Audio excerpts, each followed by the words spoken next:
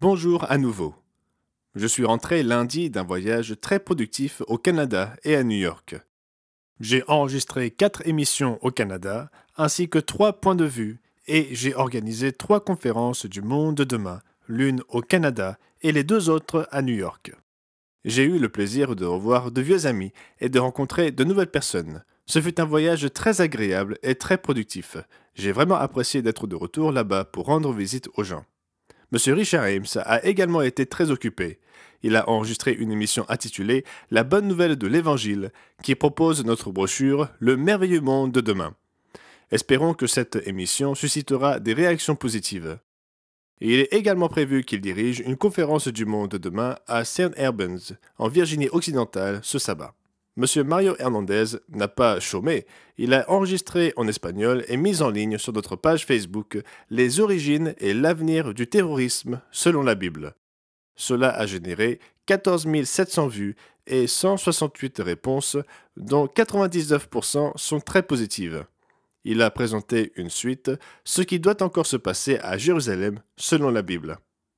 Il explique pourquoi les Juifs gagnent leur guerre, mais il montre aussi que ce n'est pas à cause de leur conduite, leur bonne conduite, mais à cause du plan et du dessein de Dieu qu'il est en train de mettre en œuvre ici-bas. La semaine dernière, M. et Mme Ellis sont passés au bureau du Royaume-Uni pour planifier l'année 2024 avec M. Nathan. De plus, la semaine prochaine, du mardi au jeudi, se tiendra le Conseil des Anciens, c'est-à-dire du 7 au 9 novembre. Nous sommes très heureux de voir M. Rob Tyler ici à Charlotte pour la première fois depuis plusieurs années, depuis qu'est apparu le problème du Covid. C'est la première fois qu'il peut revenir aux États-Unis. Le jour du sabbat, nous lui demanderons de prononcer le sermon ici à Charlotte. Nous nous réjouissons donc de le voir. Nous vivons des temps difficiles, et ces temps difficiles nous invitent à faire preuve de sagesse dans tout ce que nous entreprenons, et cela inclut les communications en ligne. Je pense que trop de gens sont négligents dans ce qu'ils disent et ce qu'ils font en ligne, sur Facebook, sur Internet, les réseaux sociaux. Je pense qu'il est grand temps de faire preuve de sagesse et de faire très attention à ce que nous disons. Mais cette époque exige également du courage de la part de chacun d'entre nous, y compris de la part de nos jeunes.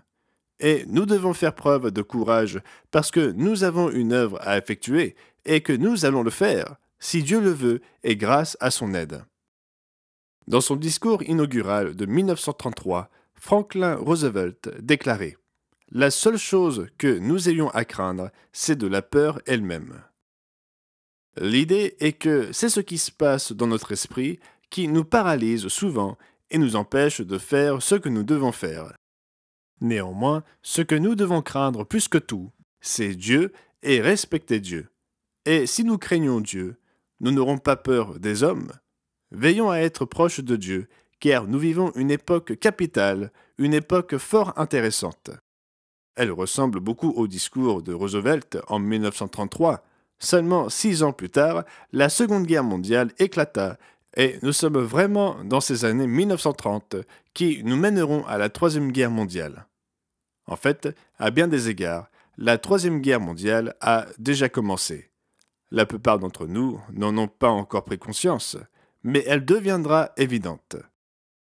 Alors prions, restons proches de Dieu, étudions sa parole, traitons les autres avec respect et faisons ce à quoi Dieu nous a appelés. C'était donc Gerald Weston pour l'Église du Dieu vivant pour la semaine se terminant le 4 novembre 2023. Passez un merveilleux sabbat.